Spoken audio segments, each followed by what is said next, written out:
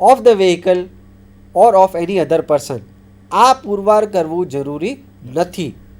એટલે જે માણસ મૃત્યુ પામ્યો તો એના જે લીગલ એર્સ હોય અથવા તો કોઈ બી જે ડિસેબલ થયો તો એ પોતે માણસ જાતે અરજી કરે છે સેક્શન 140 હેઠળ, તો એને મૃત્યુ વખતે મૃત્યુ થયું હોય તો 50,000 રૂપિયા, અથવા તો જો પરમેનન્ટ ડિસેબિલિમેન્ટ થઈ હોય, ફ્રેક્ચર, હાથે કોઈ ડિસેબિલિટી આવે, પગે આવે, તો 25,000 રૂપિયા આ તાત્કાલિક આપવામાં આવવા જોઈએ. અને આમાં ખાલી એટલું જ જોવામાં આવે કે એ એક્સિડન્ટ થયો છે કે કેમ. અને એવા ગાઈડલાઇન્સ છે સુપ્રીમ કોર્ટના બી કે 140 સેક્શન 140 હેઠળ જો કોઈ બી અરજી કરવામાં આવે તો એને ઇમિડિયેટલી અથવા તો એઝ સૂન એઝ પોસિબલ એનો ડિસ્પોઝલ કરવો જરૂરી બને છે.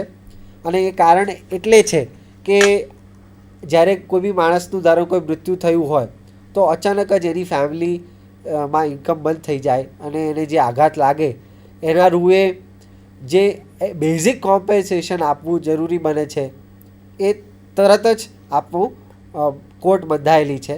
એટલે આ સેક્શન 140ની એપ્લિકેશન તરત જ ચાલી જાય અને 50,000 અથવા તો 25,000 જે બી અમાઉન્ટ પેએબલ થાય એ ઇમિડિયેટલી ડિપોઝિટ કરવામાં આવે છે અને એ કોમ્પન્સેશન ડાયરેક્ટલી જે બી અરજી કરનાર છે એને આપી દેવામાં આવે છે. આ સેક્શન 140ના જે એમાઉન્ટ છે એના સિવાય બી અન્ય જે બીજી ધારાની હેઠળ બીજા કલમો છે એની અંદર બીજી એપ્લિકેશન કરવાની તો એ રાઇટ ઓપન જ રાખી છે આ ધારામાં. એટલે 140ની અરજી તો ખાલી ઇમિડિયેટલી નો ફોલ્ટ લાયબિલિટી હેઠળ જ આપવામાં આવી છે એ રાઇટ, અને એ કર્યા બાદ બી તમે બીજી અન્ય સેક્શન્સ હેઠળ અરજી કરી શકો છો ડિટેલ કોમ્પન્સેશન માટે. ત્યારબાદ આપણે આવીએ સેક્શન 146 કલમ 146 કે જે એવું કહે છે કે necessity for insurance against third party risk. મેં આપને પહેલાં કહેલું હતું કે થર્ડ પાર્ટી ઇન્સ્યોરન્સ કમ્પલસરી છે અને એ આ સેક્શન હેઠળ કમ્પલસરી છે. જે એવું કહે છે કે નો પર્સન શેલ યુઝ, કોઈ બી માણસ કોઈ બી મોટર વ્હીકલનો યુઝ જાતે બી નહીં કરે or cause or allow any other person to use, એટલે કોઈ બી બીજા માણસના થ્રુ બી એનો યુઝ નહીં કરે. ક્યારે? Unless there is in force in relation to the use of the vehicle a policy of insurance complying with the requirements of this chapter. એટલે આ ચેપ્ટર હેઠળ જે બી પ્રોવિઝન્સ છે એના પ્રોવિઝન્સની અંદર આવેલા ઇન્સ્યોરન્સ પોલિસી જો ન હોય તો આવી તમે કોઈ બી વાહન ચલાવી ન શકો એવું આમાં ઠરાવવામાં આવ્યું છે. આ સેક્શન સ્ટેટ ગવર્મેન્ટ અને સેન્ટ્રલ ગવર્મેન્ટના વ્હીકલ્સને લાગુ નથી પડતી. એ એટલે લાગુ નથી પડતી કારણ કે તમે સ્ટેટ ગવર્મેન્ટ અથવા સેન્ટ્રલ ગવર્મેન્ટની સામે કોઈ બી એક્સિડન્ટ થાય તો ઓટોમેટિકલી તમે એમની સામે વળતરની અરજી કરી શકો છો. એટલે એવા સંજોગોમાં આ જોગવાઈ એ લોકો માટે રાખવાની કોઈ જરૂરિયાત લાગી નથી. એટલે 1988ના કાયદા મુજબ સ્ટેટ અથવા સેન્ટ્રલ ગવર્મેન્ટના કોમર્શિયલ વ્હીકલ્સ સિવાયના કોઈ બી વ્હીકલને ઇન્સ્યોરન્સ પોલિસી હોવી કમ્પલસરી છે. હવે આપણે આવીએ સેક્શન 163 કેપિટલ એ 163 કેપિટલ એ. આ એવું પ્રોવાઈડ કરે છે કે 1988ની ધારાની પાછળ અમુક શેડ્યુલ્સ આપેલા છે અને એ શેડ્યુલ એવું કહે છે કે જ્યારે કોઈ બી માણસ ધારો કે મૃત્યુ પામે તો એની ઉંમરને લઈને એક એવો એસ્ટિમેટ કરવામાં આવે છે કે ધારો કે 35 વર્ષનો માણસ મૃત્યુ પામે તો એની લાઈફ એક્સપેક્ટન્સી શું હોય, અને એ લાઈફ એક્સપેક્ટન્સીને આધારે એ શેડ્યુલ મુજબ જે હાલની મોંઘવારી છે એટસેટ્રા એવું ધ્યાનમાં લઈ અને એ શેડ્યુલમાં એક એવો આંકડો આપવામાં આવે છે કે જેના હેઠળ તમે એ કોમ્પન્સેશન મેળવવા હકદાર ઓટોમેટિકલી થઈ જતા હો છો. તો હવે આ સેક્શન કોના માટે યુઝફુલ છે કે ધારો કે કોઈ સામાન્ય માણસ છે, આપણે ધારીએ કે એક હીરા ઘસવાવાળો વ્યક્તિ છે. હવે એ હીરા ઘસવાવાળો વ્યક્તિ લગભગ 1000-1500 રૂપિયા મહિને કમાઈ લેતો હોય છે.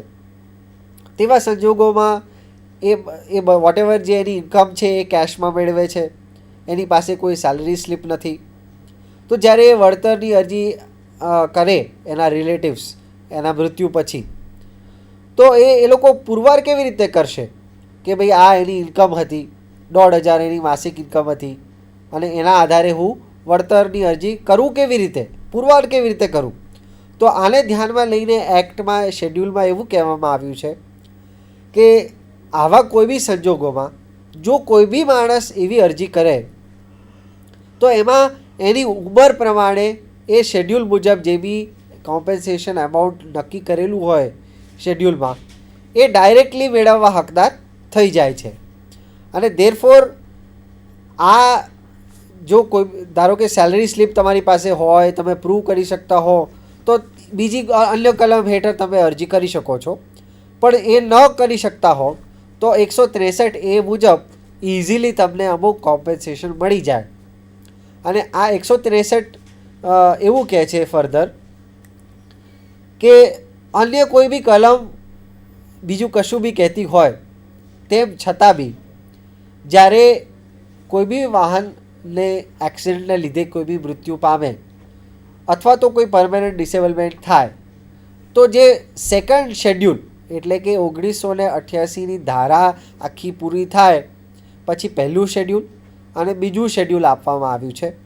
તો એ સેકન્ડ શેડ્યુલમાં એક આખું ટેબલ છે.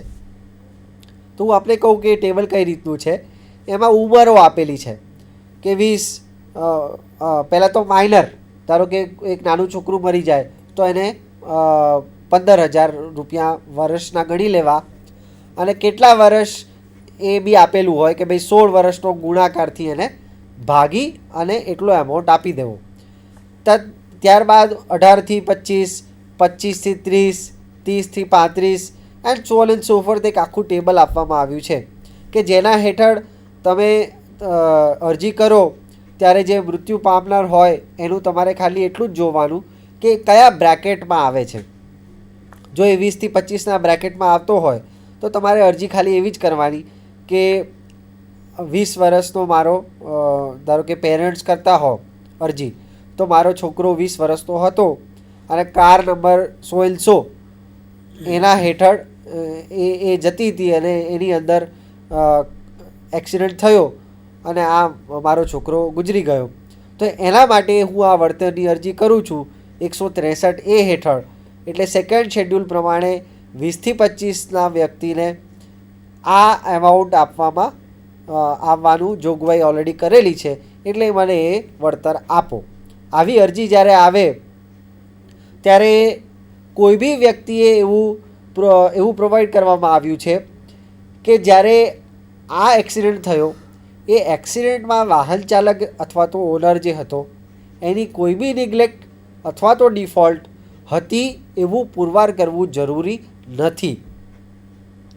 એટલે કે 140 જે કલમ આપણે જોઈ અને આ 163Aની જે કલમ છે એમાં આ એક સમાન વસ્તુ છે કે જ્યારે કોઈ બી આવી અરજી થાય ત્યારે એવું પુરવાર કરવું જરાય જરૂરી નથી કે જ્યારે એક્સિડન્ટ થયો તો એ એક્સિડન્ટમાં વાહન ચાલકની કોઈ બી ભૂલ હતી. એટલે ભૂલ ન હોય તો બી આ સેક્શન હેઠળ કોમ્પન્સેશન મેળવવા હકદાર ઓટોમેટિકલી કોઈ બી વ્યક્તિ થઈ જાય છે. અને એવું ઓલ્સો પ્રોવાઈડ ફર્ધર કરવામાં આવ્યું છે કે સેન્ટ્રલ ગવર્મેન્ટ એના એક નોટિફિકેશન દ્વારા ઓફિશિયલ ગેઝેટમાં પબ્લિશ કરી અને સેકન્ડ શેડ્યુલને એમેન્ડ કરી શકે છે. તો એ એમેન્ડમેન્ટ એટલે જરૂરી બને છે કે જેમ જેમ સમય પસાર થાય એમ કોસ્ટ ઓફ લિવિંગ વધી જાય અને એના લીધે કોરસ્પોન્ડિંગલી ઇન્કમ બી વધી જતા હોય છે કે જ્યારે આપણે અત્યારે જોઈએ તો આપણા પેરેન્ટ્સ જેટલું કમાતા હતા એનાથી ડબલ આપણે કમાઈએ છીએ, પણ સામે એનું મોંઘવારી બી એટલી વધી ગઈ છે. તો એવી જ રીતે એ બધી વસ્તુઓ ધ્યાનમાં લઈને જે સેકન્ડ શેડ્યુલ આપેલું છે એમાં બી સુધારા વધારા કરવા ગવર્મેન્ટ હકદાર બની છે એક નોટિફિકેશન દ્વારા. અને નોર્મલી એ લોકો અમુક વર્ષે એ એમેન્ડ કરીને નવા વેલ્યુઝ એમાં સબસ્ટિટ્યૂટ કરે છે અને આ હેઠળ અરજીના ઉપર એ જે હાલની જે જોગવાઈ મુજબ જે બી વેલ્યુઝ હોય તો એ આંકડાની રૂએ મને કોમ્પન્સેશન મળી શકે છે. હવે સેક્શન 165 165 કલમ એવું કહે છે કે કોઈ બી ડિસ્ટ્રિક્ટમાં સ્ટેટ ગવર્મેન્ટ એક નોટિફિકેશન દ્વારા મોટર એક્સિડન્ટ ક્લેમ ટ્રિબ્યુનલોની સ્થાપના કરી શકે છે. અને એ જ્યારે એની સ્થાપના થાય ત્યારે એમાં દરેક એરિયા મુજબ એનું કોન્સ્ટિટ્યુશન થાય છે. અને યુઝ્યુઅલી ધારો કે આપણે ગુજરાતમાં જોઈએ તો દરેક ડિસ્ટ્રિક્ટમાં ડિસ્ટ્રિક્ટ હેડક્વાર્ટર્સમાં આ મોટર એક્સિડન્ટ ક્લેમ ટ્રિબ્યુનલની સ્થાપના કરવામાં આવી છે. અને જ્યારે આવી સ્થાપના થઈ જાય તો એ જે તે ડિસ્ટ્રિક્ટના મોટર એક્સિડન્ટ ક્લેમ ટ્રિબ્યુનલમાં આખા ડિસ્ટ્રિક્ટમાં થતા કોઈ બી એક્સિડન્ટના લીધે જ્યારે એપ્લિકેશન કરવામાં આવે કોમ્પન્સેશન માટે તો એ આ મોટર એક્સિડન્ટ ક્લેમ ટ્રિબ્યુનલમાં તમે અરજી કરી શકો છો. એટલે 140ની અરજી કરો અથવા તો 163Aની અરજી કરો અથવા તો આગળ આપણે જોઈશું કે 166ની અરજી કે જે સૌથી વધારે જેમાં આપણે બધું પુરવાર કરવાનું રહેતું હોય છે પણ કોમ્પન્સેશનના ચાન્સીસ એમાં વધારે હોય છે. આ બધી જ અરજીઓ એ મોટર એક્સિડન્ટ ક્લેમ ટ્રિબ્યુનલમાં કરવાની રહેતી હોય છે. અને જ્યારે આવી મોટર એક્સિડન્ટ ક્લેમ ટ્રિબ્યુનલની સ્થાપના એક વખત થઈ જાય ત્યારબાદ સિવિલ કોર્ટ જે આપણે નોર્મલ દિવાની કોર્ટ જેને આપણે સમજીએ છીએ તો એ દિવાની કોર્ટનું જ્યુરિસ્ડિક્શન પછી રહેતું નથી. એટલે જ્યારે કોઈ બી મોટર એક્સિડન્ટ થાય તો એના વળતર માટેની અરજી આ મોટર એક્સિડન્ટ ક્લેમ ટ્રિબ્યુનલમાં જ કરવાની રહેતી હોય છે. અને સાધારણ દિવાની કોર્ટને એવી કોઈ સત્તા નથી કે આવી કોઈ બી અરજીને ઉપર એ સાંભળી અને કોઈ બી હુકમ કરે. હવે આપણે આવીએ સેક્શન 166 અને આને થોડુંક આપણે ડિટેલમાં જોવાનું જરૂરી રહે છે. સેક્શન 166 એવું કહે છે કે 165 એટલે આગળના જે કલમ આપણે જોઈ એમાં સ્થાપિત થયેલા મોટર એક્સિડન્ટ ક્લેમ ટ્રિબ્યુનલમાં અરજી કઈ રીતે કરવી. તો એ અરજી પહેલાં તો કોણ કરી શકે છે એ આપણે જોઈ લઈએ. તો એમાં સબસેક્શન એ એવું કહે છે કે by a person who has sustained the injury. એટલે કે ધારો કે એક્સિડન્ટ થયો અને ઈજા થઈ છે જો સામેવાળા વ્યક્તિને તો એ ઈજા જે પામનાર વ્યક્તિ છે એ પોતે અરજી કરી શકે છે અથવા તો જો એને જાત ઈજા નથી થઈ પણ એની કોઈ પ્રોપર્ટીને ઈજા થઈ છે તો એ પ્રોપર્ટીના માલિકને મેં એક કેસ જોયો હતો કે જેમાં એક માણસ એના પોતાના ઘોડાને લઈને જઈ રહ્યો હતો રસ્તા ઉપર અને એક જીપવાળો આવીને એના ઘોડાને અથડી જાય છે. તો તેવા સંજોગોમાં એ ઘોડાનો માલિક આવી અરજી કરી શકે છે. એટલે જે ઈજા પામેલી હોય તો ઈજા પામનાર અથવા તો પ્રોપર્ટીને ઈજા થઈ હોય તો એનો માલિક અથવા તો જો મૃત્યુ પામે તો એ મૃત્યુ પામેલા વ્યક્તિના લીગલ રેપ્રેઝન્ટેટિવ્સ એટલે કે એના વારસો આ અરજી પોતે કરી શકે છે. અને લાસ્ટલી એવું પ્રોવાઈડ કરવામાં આવ્યું છે કે આવી જે આગળના જે વ્યક્તિઓ છે એના પાવર ઓફ એટોર્ની હોલ્ડર એટલે કે ઓથોરાઇઝ્ડ એજન્ટ એ બી આ અરજી કરી શકે છે. એટલે ધારો કે મૃત્યુ પામેલા હોય અને એની પાછળ એના મધર અને ફાધર હોય અથવા તો વાઈફ એન્ડ ચિલ્ડ્રન હોય તો આમાંથી કોઈ બી માણસ બધા જ લોકો બી સાથે બી અરજી કરી શકે છે અથવા કોઈ બી એક માણસ બી આ અરજી કરી શકે છે અથવા કોઈ બી બીજાને પાવર ઓફ એટોર્ની આપી અને એના થ્રુ આ કોમ્પન્સેશનની અરજી કરી શકાય છે. આ અરજી ક્યાં કરવાની એ બી આમાં પ્રસ્થાપિત કરેલું છે. તો એવું કહે છે કે જે બી એક્સિડન્ટ થયો હોય અને આપ પ્લીઝ માર્ક કરશો કે તમે જ્યાં રહેતા હો અથવા તો તમારું ઘર જ્યાં હોય ત્યાં નહીં, જ્યાં એક્સિડન્ટ થયો હોય એ એક્સિડન્ટની જગ્યાના હુકુમત જે બી મોટર એક્સિડન્ટ ક્લેમ ટ્રિબ્યુનલની આવતી હોય તેવી જગ્યાએ તમારે આ કરવાનું રહેતું હોય છે. એટલે હું અમરેલીમાં રહું છું પણ અહીંયા આવીને અમદાવાદમાં મને એક્સિડન્ટ થાય અને મને કોઈ બી ઈજા થાય તો અમદાવાદની હુકુમત પડતી હોય એવા મોટર એક્સિડન્ટ ક્લેમ ટ્રિબ્યુનલમાં મારે આ અરજી કરવાની રહે છે. જ્યારે આવી અરજી કરવામાં આવે તો 168 કલમ હેઠળ આ claims tribunal, motor accident claim tribunal આ આખા તમારા અરજીને ચલાવશે. એમાં એને બધી જ સિવિલ કોર્ટની સત્તાઓ આપવામાં આવી છે. એ તમારું સોગંદ ઉપર જુબાની લઈ શકે છે. તમે કોઈ બી અન્ય એવિડન્સ એમાં પ્રોડ્યુસ કરી શકો છો. તમારું ક્રોસ એક્ઝામિનેશન બી થઈ શકે છે. અને બાકી બધા જ સિવિલ કોર્ટને જે બી પાવર્સ છે એ મોટર એક્સિડન્ટ ક્લેમ ટ્રિબ્યુનલને આ એક્ટ હેઠળ સત્તા આપવામાં આવી છે. અને જેવું તમે અરજી કરો એ આ તમારા એવિડન્સ અથવા તો સામેવાળાના ઇન્સ્યોરરના જો ઇન્સ્યોરન્સ હોય તો ઇન્સ્યોરન્સ કંપનીના જવાબ ઉપર, અથવા તો ઇન્સ્યોરન્સ કંપનીના સામે કોઈ બી એવિડન્સ હોય તમારી સામે રજૂ કરેલું હોય તો એ બી કન્સિડર કરવામાં આવે છે. અથવા તો ઇન્સ્યોરન્સ કંપની જો ન હોય તો ઓનર કે જે એક્સિડન્ટ થયો એ વ્હીકલનો માલિક, એનું બી એવિડન્સ લીડ કરી અને પછી આ બધું જ ધ્યાનમાં લઈ બધી જ ઉપરોક્ત પાર્ટીઓને સાંભળવાની તક આપવામાં આવે છે. અને તત્પશ્ચાત મોટર એક્સિડન્ટ ક્લેમ ટ્રિબ્યુનલ એનો એવોર્ડ આપે છે આ સેક્શન હેઠળ. તો આને આપણે જોઈએ કે આ એવોર્ડ કઈ રીતે આપી શકાય છે. તો સબસેક્શન 1, સેક્શન 168નું સબસેક્શન 1 એવું કહે છે કે આ એપ્લિકેશન તમે 167ની જે કરી એને ધ્યાનમાં લઈ સામેવાળાના નોટિસ કાઢી, સામેવાળો એટલે ઇન્સ્યોરર અથવા તો ઓનર, એ બેવને નોટિસ કાઢી, after giving them an opportunity of being heard એટલે એમને સાંભળવાની તક આપી અને કેવો ઓર્ડર પસાર કરી શકે છે. તો એવું કહે છે કે જસ્ટ કોમ્પેન્સેશન આપી શકાય છે.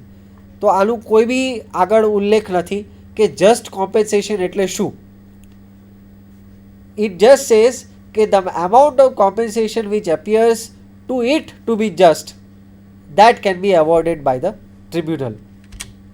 તો આગળ આપણે જોઈએ કે જસ્ટ કોમ્પેન્સેશન એટલે શું.